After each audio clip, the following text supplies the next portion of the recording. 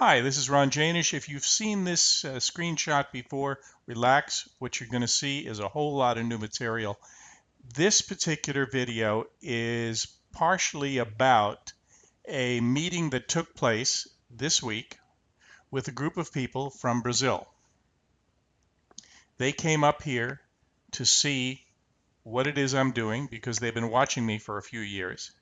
And we were negotiating about developing a new software product. Now, what's interesting about this product is towards the end of this is we're going to tell you how you can be a beta tester for it. Yep. And but you got to see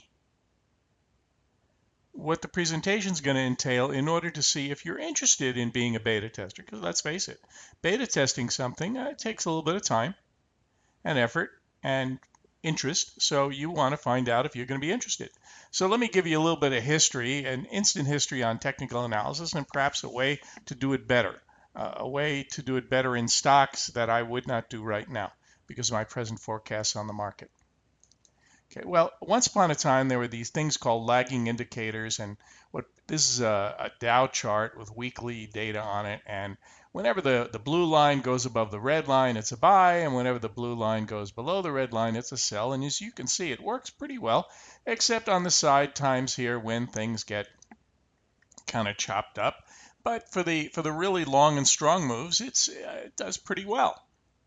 Okay, now some people got the idea that, well, this looks good, they really want to improve it. And so what they did was they added an oscillator, and here's a simple version of stochastics. And so they looked at this and they said, well, this isn't really that good. It takes the moves during these big long times, but it's really not that good. How can we improve upon it? Well, one of the ways you can improve upon it is by using what George Lane, who is credited for being the developer of stochastics, but he's not. Anyway, it's what he said at a live seminar that I attended. And he said, well, what you do is look for prices to be in the upper range here, which is the overbought. Doesn't make sense, does it? Hold on. So you look for prices you look for the signals that occur when prices are in the overbought. Okay? And take those. Now, if you take those, and we're using a portion of history that's 2003 until sometime in 2007, and as you can see, it had one or two. It would have got out here. It may have gotten in here. And anyway, it gives you a little bit different buy and sell times. Okay, you still use the blue line going up over the red line to sell, to buy, and you exit when it goes under, and stuff. Still that same concept. Only you only get long when prices are in the overbought area. Okay, and that's if you're a buy only guy. Now, if you're crazy enough or sophisticated enough to use a sell also type thing, well, then you might look for prices to be way down in the area, in the oversold area, in order to go short, with the blue line crossing under the red line. But generally speaking, this blue and red line thing here is a fairly popular concept used by Goldman Sachs, and you just add this other thing here to it, and away we go. So what you do is you go back through, you develop your indicator over here, and maybe even test out a few different ones, and then you go. So you develop it on a piece of time, like over here, 2003 through 2007, and things look hunky-dory. So you look into the future, you do a walk forward, and you say, wow, look at this. Here was the sell.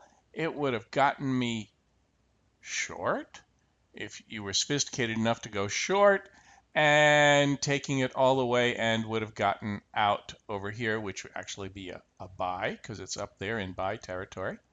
Ooh, this is rather nice, isn't it? See, like over here is an X, but notice over here, you're still in the middle. Okay, now over here, you're up there are you up there in the buy? Let's take a look. Yeah, it looks like it. You're up there in the buy territory. So it's another buy, and here is now this X here. Let's take a look. No, it didn't cross down into that lower oversold territory. Isn't that interesting? And then up here you have a buy. Boom. Okay. Simple as that. And let's do another further walk forward and go up, down, all that good stuff. So you can do that. You can play with the stochastics or RSI or whatever. You can do that. Now, here's the catch. I really want you to know the catch with this because this is not risk-free. So what I did was I took this data, which is what the average bear would do. Okay, the average trader is going to do a test run that looks like this, and he's going to go walking around saying he's got the best thing since sliced bread. But I've been involved in the market more than this time period here that we've looked at, and what I clearly remember is standing in front of students at Homestead High School in Sunnyvale, California, the heart of Silicon Valley, telling them in October, I think it was my birthday or the day before, of 1987, that this is one of the few times when it's a great time to buy options because options are so ridiculously risky and overpriced most of the time. And the only time they're even worth the risk, in my opinion, is when you think there's going to be a massive move that you can take advantage of in a very short period of time. Okay, let me show you what happened. Boom. We wound up going short up here, which was the October time period before my birthday, right up here. And as you can see, boom, things went down massively. Now, this indicator here, as a matter of fact, might have even gotten you to go short down when it went down here, which would, of course, would have been horrible. Anyway, so that's the danger in using this kind of an indicator. So what's better? Well, one of the things you can ask me is, Ron, what did you use up here? What I used up here was Andrews Babson. Absolutely textbook. Now let's move on to slide 16. Here it says, is there a better technique? Now, this is a post that I did on CNN. Notice the date, March 21st. You know, the nice thing about CNN is when you post something, good, bad, or indifferent, they don't take it down. So if it sucks, it's going to suck. Okay, and if it works, it'll work. Okay, so we drew this cute little line here and said, okay, the fattest lady has sung. Not just the fat lady, but the fattest lady. What did I mean? Financial sector fund. Boom, this is it. And what date was this? March 21st. Now today is May 1st, so we can even see what happened since then. Well, here's a chart that goes into April, and here's March 21 right there. Now, okay, you can say, hey, Ron, all you did was draw a straight line. Of course you're right. But there's only certain times when that line is worth drawing and worth paying attention to. Okay, let's move on. Okay, now we can also be credited for doing a forecast for several days. Here's how it was done. What we did was just before Easter, this was posted April 14th, about a week before Easter, the Monday before. We said, hey, we have a resurrection rally. Okay, somebody accused me of having a rather weird sense of humor. Maybe I do. No question about it. Anyway, this was on April 14th, looking for a resurrection rally. Why? Well, we had a early indicator that gave us a four early in something we call the new Andrews Pitchfork Index. Wonderful tool, and you use it very selectively. Here's what I mean. When you see any number 2 or greater, that's usually an indication that you're going to have a nice move in in the direction it supports. So if you see one below price of a 2 or greater, up we go. If you see one that's 2 or greater, it's above price, it's down we go.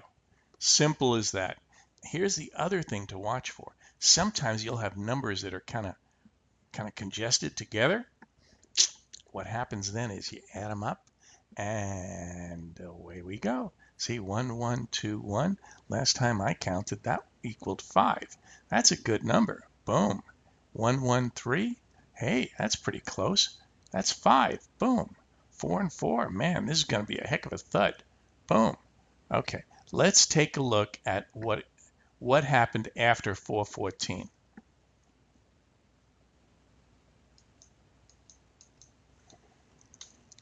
There we go.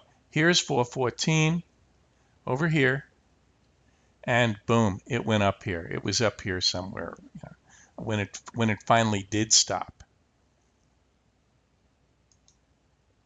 Okay, so here's some other daily posts that I did. Let's what number is this? This is number 20. Yeah. Okay, so here's some daily posts. As you can see, the last one's a 4, indicating, hey, it's down some more. This is what happened afterwards, just kind of waiting around. Got another 4, still waiting, waiting, waiting. Notice that the one on the bottom to the here and the one on the bottom over here is separated by the 4s on top, saying, 8 down, 2 up, still down a ways. Boom, here we go. So here we finally got a 2. We had an early 2, suggesting up we go on 2-5. Okay, let me explain the difference between early and end of day. Early is typically an indication I get with the Andrews indicator, New Andrews Pitchfork indicator, early in the morning. That means that by the end of the day, things could change. So if I put early on something, that means at the end of the day, something that's a 2 early could be a 0, 1, 2, 3, 4, whatever, by the end of the day, okay? Also, typically, I do not post anything greater than a number 4. There may be indications greater than that, but I don't post that. I don't want to get people too freaked out. Okay, so we can see here, okay, so this was it. Let's see what happened afterwards. Boom, up we shot. You see that? Really nice upshot. Okay. And when we posted this chart here a few days later, note that we did not have any number over here telling us down we go. So let's see what happens. Boom. She went up really, really nice. Okay. Now so over here, then you had a 2 saying up we go some more. Sure shooting. Up it went some more. And then we had a 1. Usually when you get 1s, that means market's thinking about stalling. Okay, so we had our 1 up here, kind of a stall. Then we had a 3 down here saying, hey, up we go some more. Let's take a look. This was end of day 317. This chart was posted. So 3 up. Hey, that's a powerful up move. Let's see what happens. Boom. So we had a 3 up, went up, had a 1, a little bit of a stall. Come over here, a 2 up. Let's take a look. Hey, went up nicely. Then we had a 1, another stall. Oh, jeez. Oh, okay, so we came down a little bit. And came down, and finally there was a 3. And that was the resurrection. Was that the resurrection? Yeah, that was a resurrection rally. And boom, up she went. Okay, now here's what you need to know about the new Andrews Pitchfork indicator, is that it's entirely free. We give out the end of day results to the public on the andrewspitchfork.com website. We do not, under any circumstances, transfer the formula to anyone else. It will only be in our software. Why? Because it doesn't make sense. Why would I give up something that gives me an absolute edge? Duh. But we'll give it, we'll give you the output at the end of the day for, that kind of stuff. People who want the output early and use it in conjunction with Andrew's course indicators can simply take the course, and we typically publish the early information and that kind of stuff to the Andrews group because people like to discuss what lines they're using and what stuff like that. So we want to make it as easy as possible for them. Okay, so if you want earlier information than what is put out to the public for free, join that group, and it's a private discussion group, and you have to be an Andrews course member. Just go to andrewscourse.com and click on products, and boom, you're there. Okay, now here's a question. These lines I draw, can it be done with some fine tuning? Now here was one of my hokey posts on CNN, posted March 7th, 2014. Is a stock market crash next? Oh, come on, Ron. Yeah, I know. I'm talking to myself here. Getting a little nuts. Okay, well, maybe not, but let's take a look. This was 3/7/14. The high was 6/5/05. When did I post this? 3/7/14. Ooh, not a coincidence. This is a 15-minute chart. See how it says 15 up there? Okay, so the time is 10:15 and the high was 16505.7. Let's see if I even got it close. I mean, nobody can pick the top or bottom of markets, can they? Huh, that wasn't so bad, was it? There we go. 10:15, March 7th. This is the chart. This is what happened afterwards. Okay, this is several days later. 15-minute chart once again. Coincidence, right? Maybe not. Let's see, where are we? We're at 31. Now, who invented this stuff? I mean, somebody brilliant had to come up with it. Well, it was Roger Babson, founder of the world-famous Babson Business Institute. Babson, it is a really, really hot, cool college, university to go to. I mean, this is a university where Babson's principles are applied. So, for example, if you get an MBA, you don't have to have a master's in BS administration. You have a master's with actual practical experience. So you have to go out there and really do something significant in business as part of your project. I mean, this is a really cool school, invented by a guy who really knows his stuff. Now, what happened was Roger'd have these meetings at this thing called the Gravity Research Foundation, which, by the way, is still around today. But now they've got these brainiacs like Stephen Hawking's and stuff. At the time, they had lower level guys like Alan Andrews was the first guy who attended. Another guy who came later was Birdseye, the frozen food guy. Another guy who came later was Zagorski. Now, what did all these guys have in common? Andrews was into airplane stuff. Okay, so and Zagorski, obviously helicopters. Birdseye, he eventually wound up developing a huge frozen food company. They were all interested in gravity, and they would sit around with their feet up in the air in order to mitigate the impact of gravity. Well, does it really make a difference?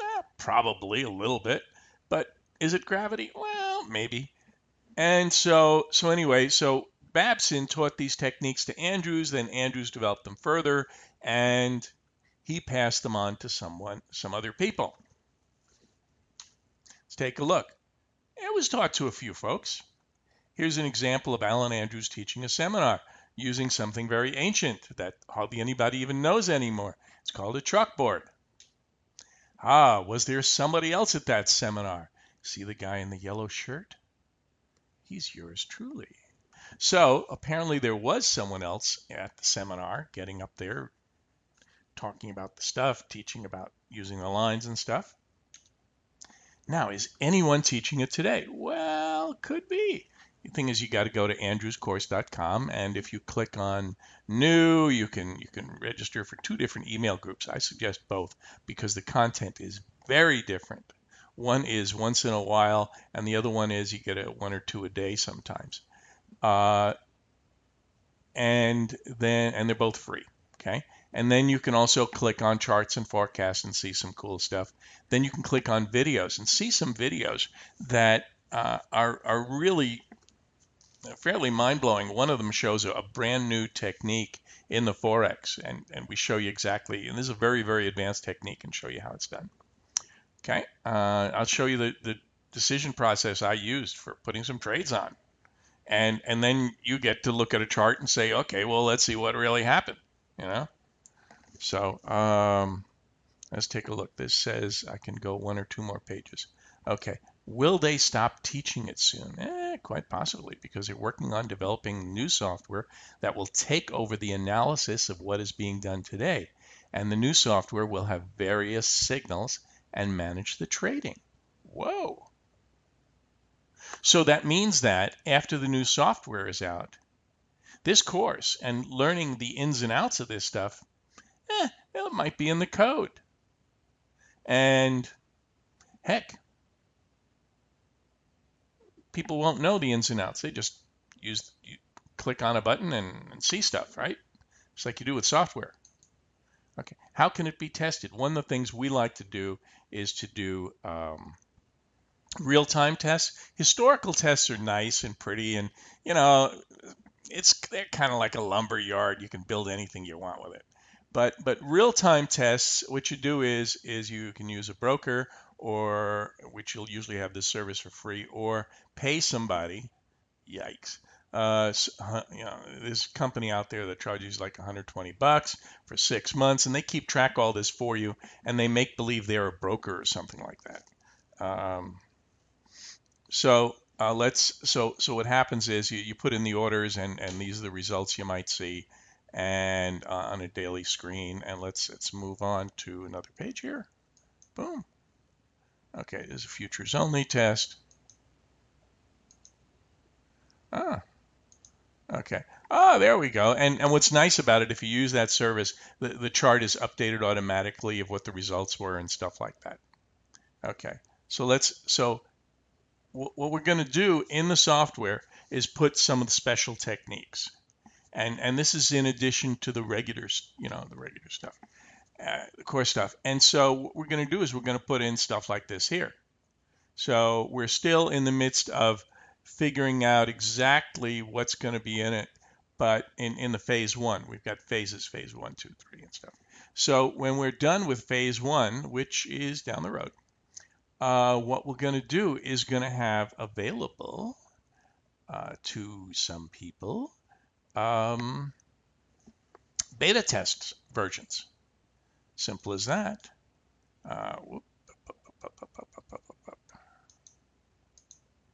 Okay. We're going to have available beta test versions. And so, that's kind of interesting. So anyway, so you have these beta test versions and stuff. And then you're going to be able to see in the software the kind of insight that was gained by testing the stuff out. And you're going to be able to test stuff out historically, see how well signals work, all kinds of stuff like that. And we're going to make it available in beta format. And if you're interested, let me know, and we will put you on the list of people that are interested. You'll be able to beta test the software. Isn't that cool? Now, here's the really good part, is we'll have the data feed. So if you don't have access to really good historical data and stuff like that, like we have, no problem, we'll have it. And of course, we can't charge you for it because it isn't ours. So we'll have all that kind of stuff and all that stuff there for you, and you'll be able to beta test it, and it'll be really cool. All right? Do want you to know something. Is there a catch to this? Of course. Here's the thing. In order for you to beta test it, you kind of have to know what you're doing. I don't mean turning on a computer. I mean like being able to understand what the signals are that we're using. So what we're going to do is we're going to have it available to people who are course members. Okay, so if you're interested, send me an email. Okay, just send it to support@andrewscourse.com, or if you know my regular email address, send it there. We'll make a list, and we'll go from there. Okay, so we'll talk to you later. Bye.